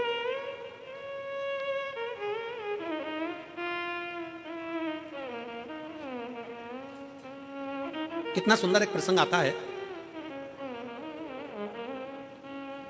घर का माहौल ठीक करने में सबसे बड़ी जवाबदारी होती है घर के पितरों की। इनकी जम के बोलो जरा, पितरों की। पितर कौन? जो प्राण छोड़कर चले गए, जो गए। घर के माहौल को ठीक करने में सबसे बड़ी जवाबदारी होती है पितरों की। सबसे बड़ी जवाबदारी है पितरों। पितर जब 16 दिन श्राद्ध में पृथ्वी पर आते हैं, उनको आर्य मां स्वामी, पितरों के देव आर्य मां स्वामी जब पितरों को कौए पर बिठा कर लेकर आते हैं और उनको इस भूमंडल पर पितृलोक में से लाकर इस पृथ्वी पर छोड़ते हैं, आपके और हमारे सबके घर के पितर अपने अपने घर में दरवाजे पर खड़े होकर भाग ग्रहण करते हैं। आप भोजन बनाते हो, ब्राह्मण को भोजन देते हो, गाय को देते हो, कुत्ता का भोजन देते हो, कौए का भोजन देते हो, भूखे को भोजन देते हो, अन्न पानी देते हो, वो पितर लेते हैं। कितने दिन लेते हैं? जम के बोलो जरा।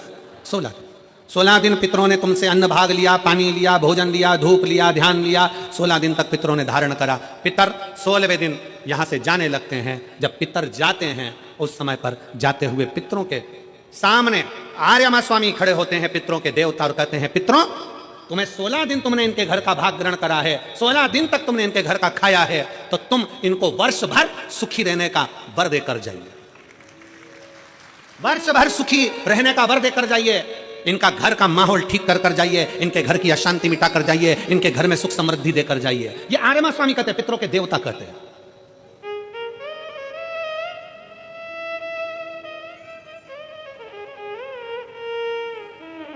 तब पितर कहते हैं कि हम इनको वर्ष भर का इतना सारा फल नहीं दे पाएंगे, पर एक बात जरूर है, एक बात जरूर है। पितर कहते हैं अगर शंकर साक्षी दे तो हम इनको वर्ष भर का फल देकर जाएंगे। शिव साक्षी दे, शंकर साक्षी दे। इसलिए शिव महापुराण में लिखा है, मंगलवार का व्रत कर लो, शुक्रवार का व्रत कर लो, गुरुवार का व्रत कर लो, बुधवार का व्रत कर लो, चतुर्थी का व्रत कर लो। सारे व्रत, दुनिया के जितने व्रत होते हैं, तीज, चतुर्थी, छठ, जितने व्रत करना है कर लो। सारे व्रत का फल देवता कब देते हैं? अगर देवी का व्रत करोगे तो भी शंकर के बिना वो फल आपको नहीं मिल सकता। बृहस्पतिवार का व्रत करोगे तो भी शिव के बिना नहीं मिल सकता। शुक्रवार का व्रत करोगे तो भी शंकर के बिना नहीं मिल सकता। सारे व्रत का फल कब मिलता है? किसी भी देवता का व्रत करो पर फल कब मिलेगा? जब शंकर भगवान की आज्ञा होगी, क्योंकि मृत्यु लोक का देव अधिदेव महादेव है। ब्रह्मा जी ब्रह्मलोक में, भगवान विष्णु वैकुंठ लोक में, इंद्र इंद्रलोक में, गरुण गरुण लोक में, वरुण वरुण लोक में, मृत्यु लोक का देव है देव अधिदेव महादेव। अगर किसी देवता का भी व्रत करोगे, फल पहले शंकर जी से पूछा जाएगा, तब दिया जाएगा। शिव की आज्ञा बिना कोई फल भी नहीं मिलता। शंकर हाजिरी दे, शंकर अगर कहें तो हम दे दें। आर्य मां स्वामी पितरों को लेकर शिव जी के पास पहुंच गए। पूरा पितरलोक खाली पड़ा हुआ था, पूरा पितरलोक खाली। बाबा के धाम कैलाश में पितर खड़े हुए, हाथ जोड़कर विनय कर रहे हैं। शिव जी ने पूछा आर्य मां स्वामी से, आर्य मां, आज सारे के सारे पितरों को लेकर तुम यहां आए हो, क्या बात है, क्यों आए हो? आर्य मां का कहना है, बाबा, पितर अपने अपने घर के माहौल को सुधारना चाहते हैं, शांति देना चाहते हैं, लक्ष्मी देना चाहते हैं, समृद्धि देना चाहते हैं, वैभव देना चाहते हैं, वंश की वृद्धि करना चाहते हैं, पर आपके बिना यह संभव नहीं हो सकता। पितर क्या चाहते हैं? बाबा, अगर हमारे पूर्वज, पितर कहते हैं, अगर हमारे घर के लोग, परिवार के लोग, अगर आपके शिवलिंग के ऊपर एक लोटा जल अगर चढ़ाएं तो उस जल का एक अंश हम पितरों को मिले, और जब हम पितरों को मिले तो उस दिन हम हमारे वंश के लोगों का घर का कल्याण कर देवे। बस इतना वर चाहते। शिव महापुराण की कथा कहती है, शंकर भगवान को जब घर में से एक लोटा जल लेकर निकलते हो ना, जब शिव को एक लोटा जल चढ़ाते हो ना, उसका एक अंश पितरों को मिलता है। और जब घर में पितरों को अंश, एक लोटे जल में से थोड़ा सा अंश पितरों को भगवान शंकर देते हैं, तो घर के पितर तुम्हारे को वर प्रदान करते हैं, तुम्हारे घर में शांति का अनुभव होता है, और वैभव और सुख और वंश की वृद्धि होती है। शिव के करीब में पितर भी विराजमान। कई लोग मंदिर के अंदर, एक पत्र है, उस पत्र में बहन जी ने एक प्रश्न किया,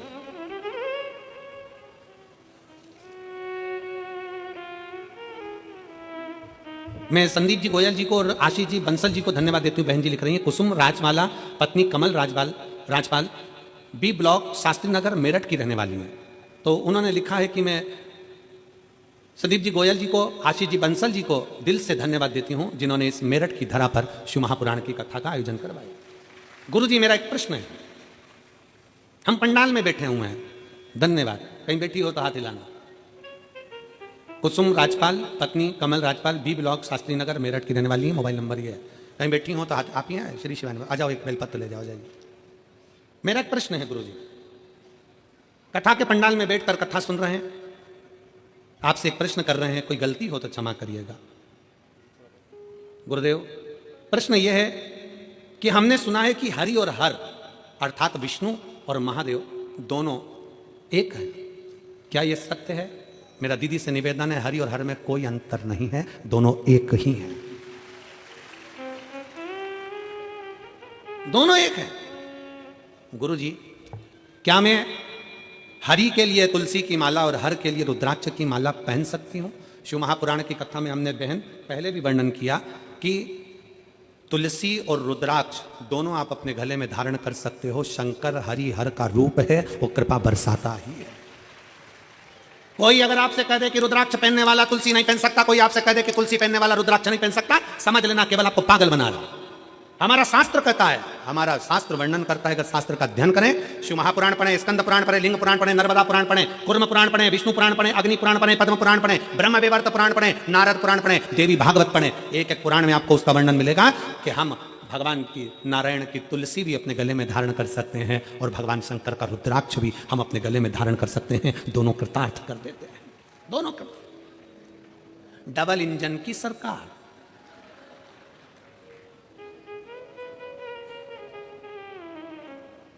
डबल इंजन दोनों है, भगवान नारायण भी। और फिर निवेदन है, राम भी हमारे हैं, श्याम भी हमारे हैं, और काशी में रहने वाले भोलेनाथ भी हमारे हैं। सनातन धर्म में बस सबसे बड़ी खूबी इसी चीज की है कि तुम राम भजो, कृष्ण भजो, शिव भजो, भवानी भजो, तुम्हारी मर्जी पड़े, जिस देवता को भजो, पर निवेदन इतना सा है कि किसी और धर्म को मत भजो। कहीं इधर उधर कहीं जाकर ना हमें अपमान करना है, किसी धर्म का हमें अपमान भी नहीं करना, किसी धर्म के हम लिए अपशब्द भी नहीं करना है। हमारे धर्म का, हमारे सनातन के, हमारे देवताओं का आदर करो। घर की रोटी खाओ, जूठन खाने के लिए काय को कहीं पर जाओ, अपना घर का भोजन करो। अपने सनातन धर्म में 33 कोटि देवता हैं। कितने? जम के बोलो जरा। 33 कोटि देवता हैं। बफेट लगा हुआ है, बफेट। जो तुम्हारी रुचि का हो उसको ग्रहण कर लो, जो तुम्हें अच्छा लगे। राम, कृष्ण, शिव, भवानी, दुर्गा आदि आदि देवताओं का जो भजन व्यक्त करिए। शिव कथा कहती है, शिव जी के सम्मुख में आया हुआ हलाहल विष जहर। पार्वती मैया जानती हैं कि शंकर बिना पिए रहेंगे नहीं। क्यों? क्योंकि शिव भव है,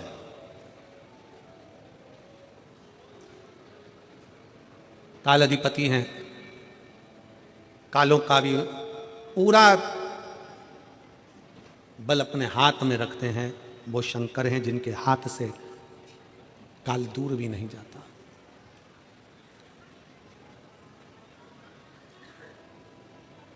शिव ओघड़ी है, ओघड़दानी है। ओघड़दानी का मतलब मालूम है ना आप लोगों को? ओघड़नाथ का मतलब मालूम है? ओघड़दानी का, ओघड़नाथ का क्या मतलब होता है? व्यक्ति को ऊर्जा प्रदान करना, उसके दुख को हर लेना, और उसको कहने की जरूरत ना पड़े, बोलने की जरूरत ना पड़े। जिस भाव से वो मेरे पास आया है, कुछ ना मांगे तो भी जो दिल में सोच कर आया है वो उसको प्रदान कर देना। वो ओघड़नाथ। बोलो गणनाथ भगवान की हर हर महादेव। उसको ओघड़नाथ कहता है। बिना सोचे बिना समझे आया और दिया।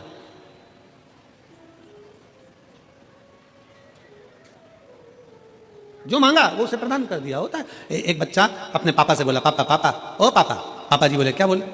मुझे डीजे दिला दो। पापा बोले, डीजे का दिला दो, बजाऊंगा। पापा बोले, तुझे डीजे दिला दी और तू पूरे दुनिया के लोगों को परेशान करके रख देगा, पूरे मोहल्ले को परेशान कर देगा। बेटा बोला, नहीं पापा, मैं रात को बजाऊंगा, जब सब सो जाएंगे तब डीजे बजाऊंगा। वो ओघड़नाथ है। मेरा शंभू, मेरा त्रिकालदर्शी, मेरा शिव, मेरा शंकर सदा देने वाला। पार्वती मैया जानती थी, क्योंकि पार्वती को साधारण नहीं है। पार्वती, हमारे यहां एक पति की पत्नी को धर्म पत्नी कहते हैं। कभी तुमने सुना धर्म पति? सुना किसी ने? नहीं। पत्नी को कहते हैं धर्म पत्नी। धर्म पत्नी का मतलब क्या है? जो पति को धर्म के पथ के ऊपर लेकर जाए, सतमार्ग में लेकर जाए, कथा में लेकर जाए, सत्संग में लेकर जाए, वो धर्म पत्नी है। अब पत्नी को धर्म पत्नी कह सकते हो क्या? साले को धर्मशाला कहोगे? ये समझने वाला विषय। भाई वो साला है तो उसको धर्म लगाकर बोलोगे धर्मशाला? नहीं बोल सकते, कह नहीं सकते। पर केवल एक पत्नी ऐसी है जिसको धर्म पत्नी कहा जाता है, क्योंकि वो खुद के लिए नहीं जीती। एक मां, एक स्त्री, एक बहन, एक बेटी, एक नारी, एक बहू, एक सास, जितनी बैठी हैं यहां पर मेरी जीजियां, जो स्त्रियां यहां पर बैठी हैं, जो नारियां यहां बैठी हैं, जो माताएं कथा श्रवण कर रही हैं, इन सब का जीवन देखिए, ये अपने लिए नहीं जीती। अगर व्रत भी करती है तो पति की लंबी उम्र के लिए, बच्चों की उन्नति के लिए करती है। अपना घर छोड़कर, अपने बाबुल का, अपने पिता का घर छोड़कर ससुराल में चली जाती है, और ससुराल में भी आधा इधर आधा उधर सोचती है मेरा ये भी घर है, मेरा वो भी घर है। परंतु मायके में रहती है तो लोग कहते हैं तू पराई है, और ससुराल में पहुंच जाती है तो लोग कह देते हैं पराई घर से आई। काय का छे?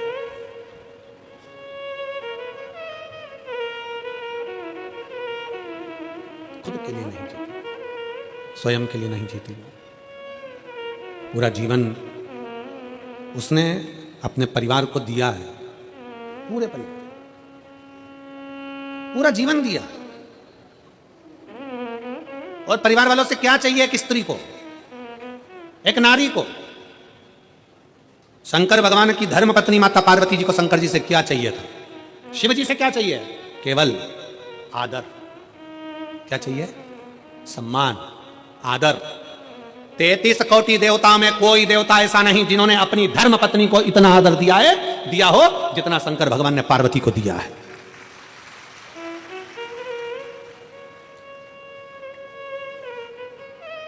कौन से देवता जिनकी पत्नी चली गई और वो रोए हो? कौन से देवता जिनकी पत्नी चली गई और तांडव मचा दिया हो? कौन से देवता जिनकी पत्नी चली गई और कंधे पर डालकर अपनी पत्नी के शव को भी तांडव मचा कर रख दिया हो? कितना प्रेम करते थे शंकर सती से कि कंधे पर शव डालकर उसका तांडव मचा कर रख दिया, और अपनी पत्नी को इससे समाप्त नहीं होने दिया, शक्तिपीठ के रूप में आज भी भारत में विद्यमान कर रख दिया। क्या चाहिए स्त्री को?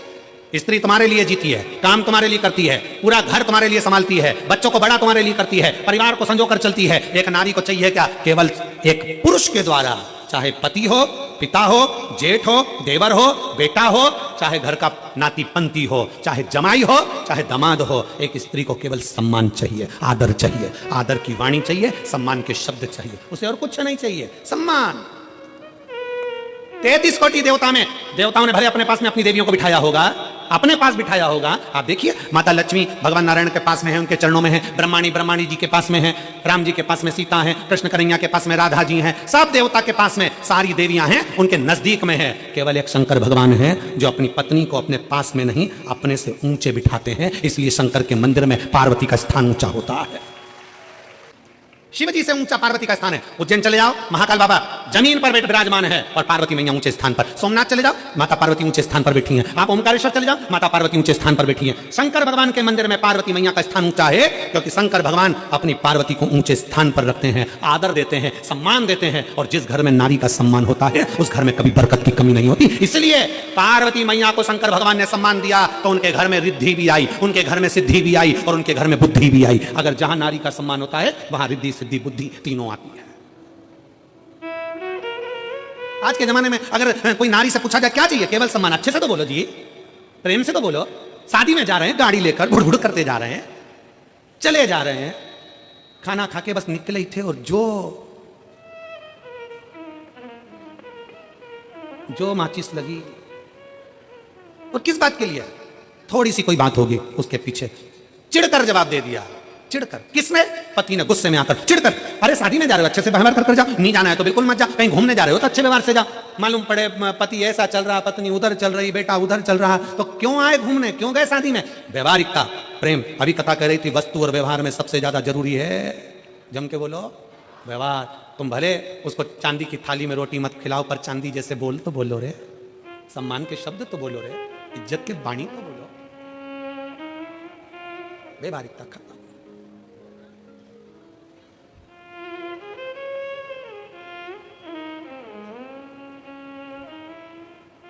कल हमसे कोई पूछ रहा था गुरुजी वो शादी में ठंड का मौसम चल रहा है, दिल्ली में इतनी ठंड पड़ रही है, उत्तराखंड में भयंकर ठंड है, उत्तर प्रदेश में ठंड है, मध्य प्रदेश में ठंड है। शादी में लोग जा रहे हैं, पुरुष लोग तो कोट पहन लेते हैं, टाई पहन लेते हैं, नीचे जूता मोजा पहन लेते हैं, माताएं एकदम ऐसे वस्त्र पहनती, इनको ठंड नहीं लगती? इनको ठंड नहीं लगती? हमने कहा नहीं लगती तो है, पर शादी में एक दूसरे को देख के इतनी अंदर से जल जाती है ना कि आग अंदर के अंदर भरी ले जाती है। ठंड समार भीतर की अंदर, इनको ठंड नहीं लगती। शिव पुराण कह रही है अरे भाई क्यों जलना, क्यों ईर्षा रखना, क्या किसको रोइए, चादर तान के सोइए, आग लगे बस्ती में अपन रहो मस्ती में। जो जितना आप शब्द बोले उतनी खजूर वाली चोटी बनाओ डिजाइन की और जोरदार बना बनू के। कोई तुमसे कहे पानी डालने जाती है, शंकर जी को जल चढ़ाने जाती है, ऐसा करती है वैसा करती, जितना जितना बोले उतना उतना उसके सामने पानी का लोटा हाथ में लेके बड़ी डिजाइन में जा, बड़े प्रेम से आग लगे बस्ती में अपन रहो मस्ती में। क्या किसको रोइए, चादर तान के सोइए। अरे कई माताएं कहती, कई बेटियां कहती, अरे गुरुजी उसने ऐसा कह दिया, कई बहुआं कहती उन्होंने ऐसा कह दिया, उसने ऐसा बोल दिया, कई लड़के कहते उसने ऐसा कह दिया, उसने वैसा कह दिया। अरे दूसरे कहते रहेंगे तो क्या अपन जीना छोड़ देंगे? लोग अच्छा बोले बुरा बोले। क्रिकेट देखा है? बोलो तो जमके क्रिकेट देखा है? फुटबॉल देखिए, हॉकी देखिए, कबड्डी देखिए, खो खो देखिए। मैदान में क्रिकेट हो रहा है, मैदान में फुटबॉल खेली जा रही है, मैदान में हॉकी खेली जा रही है, पूरा ग्राउंड खचाखच भरा है, सब चिल्ला रहे हैं और क्रिकेट वाला अपना बैट अपना बॉल चला रहा है। उसको मालूम है ये चिल्लाते रहेंगे और मुझे अपना कर्म करना है, इसलिए मुझे आगे बढ़ना है। दुनिया चिल्लाती रहेगी, आप शब्द कहती रहेगी, ताने देते रहेंगे, गालियां देते रहेंगे, लोग चिढ़ते रहेंगे, आपस में बीच बीच में कुड़ते रहेंगे, और अपने को अपना छक्का और चौका लगाते रहना और आगे बढ़ते रहना। अपन बढ़ो ना। उसने कुछ कह दिया, मुंह फुला के बैठ गया, उसने कुछ बोल दिया। पति आया दुकान से, हुआ क्या, मां उधर मुंह फुला के बैठी, पत्नी उधर मुंह फुला के बैठी। पति समझ गया, रसोई घर में गया, मक्का की रोटी निकाली, सरसों का साग निकाला, खा गया, चुपचाप जाके सो गया। पत्नी ने कहा तुमसे इतना नहीं पूछते बना कि मैं क्यों गुस्सा हूं? पति बोला मैं मम्मी का चेहरा और तेरा चेहरा देखकर समझ गया था तुम दोनों की आपस में कुछ हुई होगी। आग लगे बस्ती में, सियोर वाला कहता है रहो अपनी खाओ पियो, मिठा रहिए, प्रेमवश स्नेहवश। पार्वती मैया जानती थी कि शंकर भगवान बिगर विष पिए रह नहीं सकते, विष पिएंगे क्योंकि वो भव है। दूसरे का दुख उनका अपना दुख है, दूसरे की तकलीफ उनकी अपनी तकलीफ है, दूसरे का कष्ट उनका अपना कष्ट है। तब शंकर के मंदिर का झाड़ू शिव को चढ़ाया गया, 1 लोटा जल और सीहोर का रुद्राक्ष तांबे के कलश में गलाना, शिव को चढ़ाना, उसका आचमन करना, उसके ऊपर भरोसा विश्वास। और जब भरोसा दृढ़ होगा ना तो शिव को मिलने में देरी नहीं लगेगी, शंकर मिलता। उनकी मां बोली मेरी बेटी युवान अवस्था में अगर मुंह से आवाज ना निकले, निपट गूंगी रहे, बोल ना पावे, तो एक मां से पूछो कि उसके हृदय की दशा क्या होगी। और आपसे भी निवेदन है जितने पंडाल में बैठे हो, बाबा की आरती होती है ना, आरती तक बैठो और उससे दिल से बोलते रहो, जो जैसी भावना लाया वो वैसा ही फल पाया, नहीं खाली उसे लौटाया वो मन ही मन हर्षाया, और कर दिया माला माल काशी वाले ने, लुटा दिया भंडार काशी वाले। एक आश्रितता, एक भरोसा, एक दृढ़ता। हम बहुत सारे पत्र तो ऐसे होते हैं जिनका फोटो भी हम टीवी पर नहीं दिखाना चाहते क्योंकि इतने उनके शरीर के टुकड़े हो जाते हैं, इतना इतना शरीर का टुकड़ा हो जाता है कि इन पत्रों को हम दिखाएं तो दिखाएं कैसे। फिर भी एक पत्र यार देखिए, कहूँ दिखाइए जरा टीवी पर कि शरीर के कितने कितने टुकड़े, पूरे चेहरे का, पूरा शरीर का। अगर आप देखेंगे इनको, अगर दिखाएंगे माध्यम से, चैनल के माध्यम से, तो लोग कांपे अंदर से। एक माँ ने लिखा अपने पत्र के में, मेरा नाम माधुरी चौहान है, मैं ग्राम बरखेड़ा की रहने वाली हूँ, फरुखाबाद उत्तर प्रदेश की हूँ। 21 अप्रैल को मेरा लड़का शुभम चौहान खाटू जी जा रहा था और रास्ते में उसका एक्सीडेंट हो गया हाथरस में। लड़के का एक्सीडेंट ऐसा हुआ कि पूरा शरीर, उसका पूरा सिर मुख पूरा दुच गया, बेकार हो गया, जिसका फोटो मैंने लगाया। उसको वेंटिलेटर पर डाल दिया गया, डॉक्टर ने 24 घंटा दिया, इसके बाद जीवित नहीं रहेगा। करे क्या? बाबा पर आश्रित हो गई और बाबा पर आश्रित होकर उसी हॉस्पिटल के पास में शंकर का मंदिर तक पहुंच गई।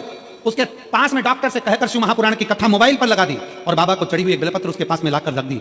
होश नहीं आया 10 दिन तक, 12 दिन 15 दिन निकल गए, होश नहीं आया। वेंटिलेटर पर डॉक्टर ने कहा ये तो जा चुका। माँ ने कहा नहीं मेरा बेटा जा नहीं सकता, मैं जल चढ़ाई हूँ शिव को।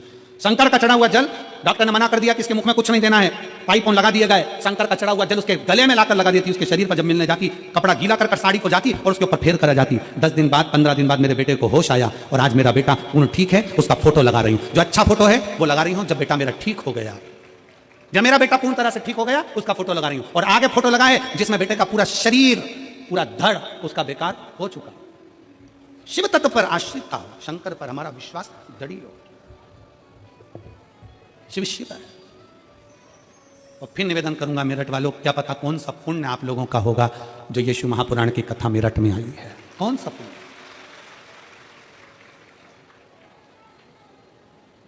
दिसंबर 2024 के विराम की कथा रायपुर छत्तीसगढ़ में 24 दिसंबर से 30 दिसंबर तक होगी। ना जाने कौन सा पुण्य छत्तीसगढ़ वालों का होगा जो दिसंबर एंड में भी शिव कथा है और जनवरी 2025 में पहली कथा छत्तीसगढ़ हाले को सछुरिया में है।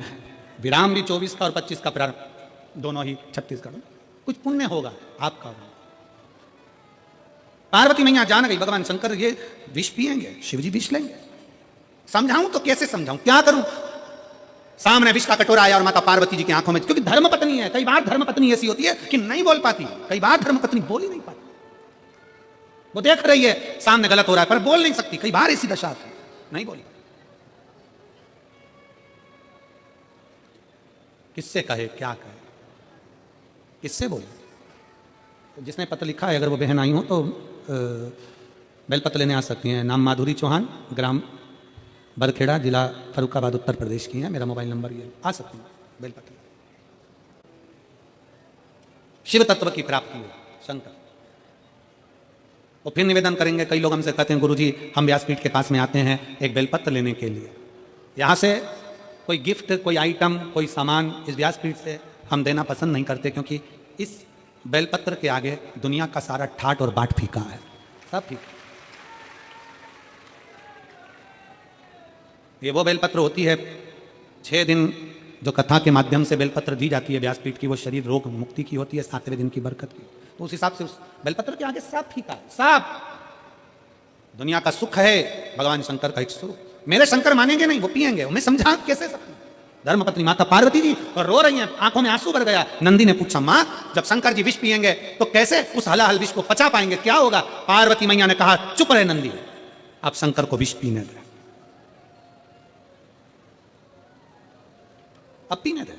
और तेरे भक्त जनों पर माता भीड़ पड़ी है भारी, दानव दल पर टूट पड़ो मां करके सिंह सवारी, सो सिंहों से तू बलशाली, अष्ट भुजाओं वाली, दुखियों के दुख निवारती, हो मैया हम सब उतारे तेरी आरती। माँ बेटे का है इस जग में बड़ा निर्मल नामा, माँ बेटे का है इस जग में बड़ा निर्मल नाता। पूत कपूत सुने परिना, पूत कपूत सुने परिना, माता सुनी गो माता सब पे करुणा दर्शाने वाली, बिगड़ी बनाने वाली, दुनिया के झगड़े वारती, हो मैया हम सब उतारे तेरी आरती।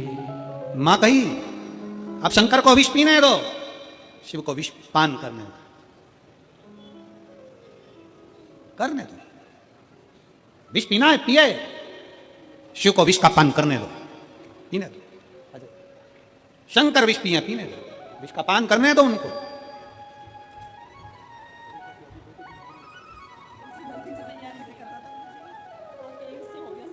आपका डमरू बहुत बड़ा आया हो।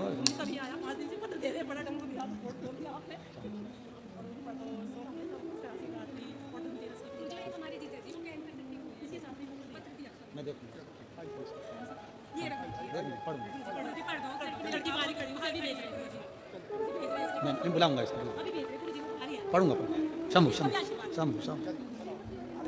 शिव तत्व हो, पार्वती जी कह रही हैं पीने दो, भगवान शंकर को विष पीने दो।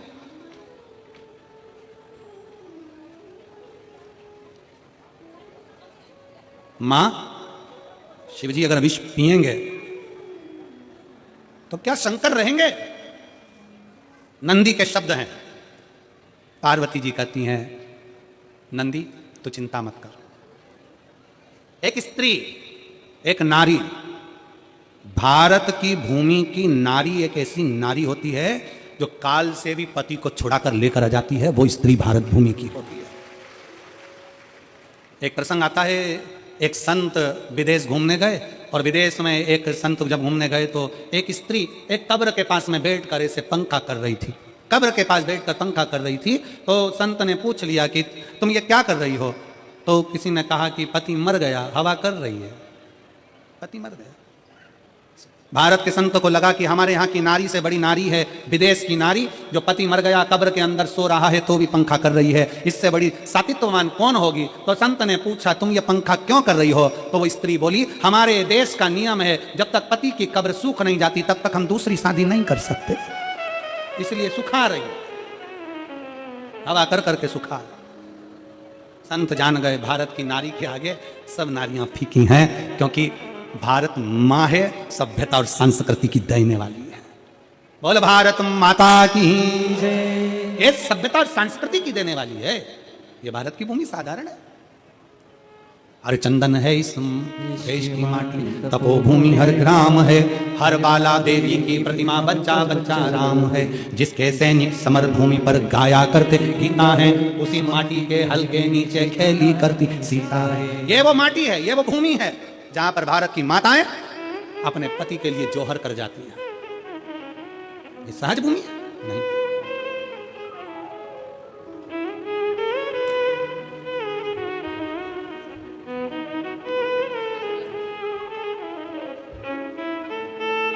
नहीं बेटा अच्छा हो गया ना, बस बेटा अच्छा हो गया, यही बाबा से रोते नहीं, अब खुश होकर जाओ बेटे को देना, ठीक है? रो नहीं, आंसू पोछो, रोते नहीं। अब तो बेटा ठीक हो गया ना तुम्हारा, कितना बढ़िया हो गया। अभी देखो इतना अच्छा फोटो लगाया तुमने, बढ़िया हो गया। आंसू पोछ के जाओ, रोते नहीं, खुश जाओ। शिव शंकर वो घरदानी त्रिकालदर्शी कैलाशी अविनाशी। माँ बाबा विष पी रहे हैं, माँ आप कुछ करोगी नहीं? नंदी पूछ रहे माता पार्वती जी से, आप कुछ करोगी नहीं? भगवान शंकर को देखते देखते, जैसे ही शंकर भगवान ने, जैसे ही भोले बाबा ने, ओघड़नाथ ने, मेरे शंभू ने, त्रिकालदर्शी कैलाशी ने हाथ में विष का कटोरा लिया, मुख में विष पीने वाले थे, इतनी देर में तो मेरी जगत जननी जगदम्बा दुर्गा शंकर भगवान के कंठ पर जाकर बैठ गई। माध्य शक्ति भवानी मां दुर्गा शिव के कंठ पर जाकर, शंकर के कंठ पर जाकर जब बैठी, शिव के कंठ पर जब मां भवानी विराजमान हो गई, विष हलाहल बाबा देवादिदेव महादेव पीने लगे, हलाहल विष।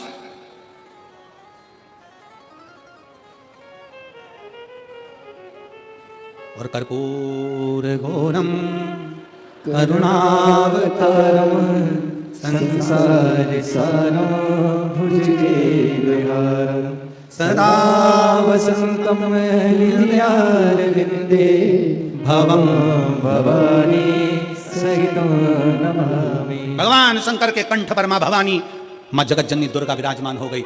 विष अंदर उतरता, विष अंदर जाता, पर मां जगत जननी कंठ पर बैठकर आदि शक्ति मां दुर्गा ने हाथ में झेल लिया, देवी ने भीतर झेल लिया।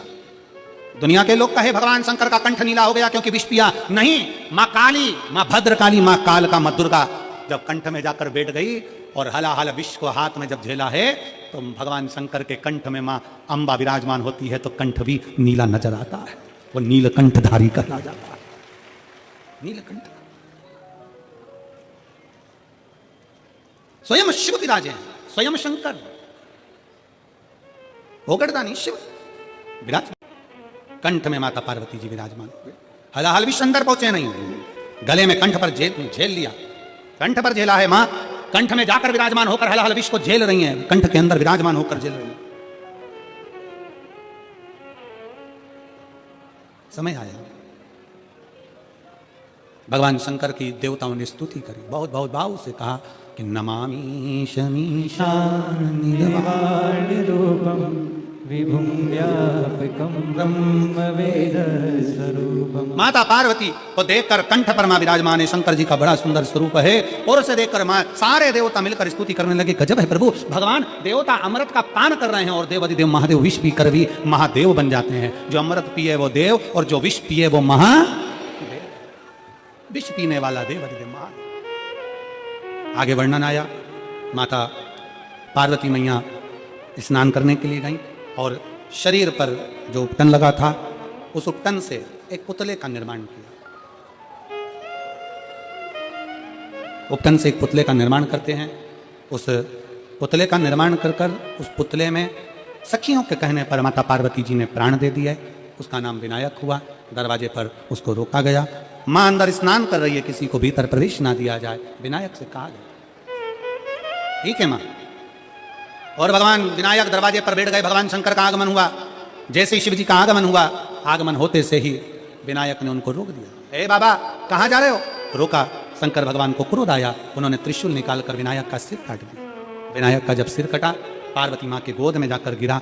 पार्वती मैया को क्रोध आया, मैं ब्रह्मांड को तोड़ दूंगी बाबा, मेरा पुत्र जीवित होना चाहिए। गणों को आज्ञा देती है। और चकित भय सुन के कैलाशी, करूं जीवित में अविनाशी। गणों से यूं बोले वाणी, शीघ्र ही लाओ कोई प्राणी, जिसे भी पैदा तुम पाओ, मनुष्य या पशु हो ले आओ। शीघ्र बन जाए, शीश गज लाए, दिया जुड़वाए। गए गण, हाथी का शीश लेकर आ गए, शंकर जी के हाथ में दिया। बाबा भोलेनाथ ने, मेरे शिव जी ने विनायक के धड़ पर हाथी का शीश लगा दिया। देवताओं ने स्तुति करी है। चारों तरफ आनंद समाहित हो गया। बोल गणेश जी महाराज की, बोल गणेश जी महाराज की। भगवान श्री गणेश जी पधार रहे हैं। जोरदार ताली बजाकर स्वागत भगवान शंकर पार्वती और गणेश जी का। आज चतुर्थ दिवस की कथा यहाँ विराम ले रही है। कल 5वें दिवस में प्रवेश करेंगे। बड़े भाव से कथा का रसतत्व ग्रहण करेंगे। 3 दिन की कथा और है। दिल से श्रवण करें और अपने जीवन को सार्थक बना। हार हार महादेव।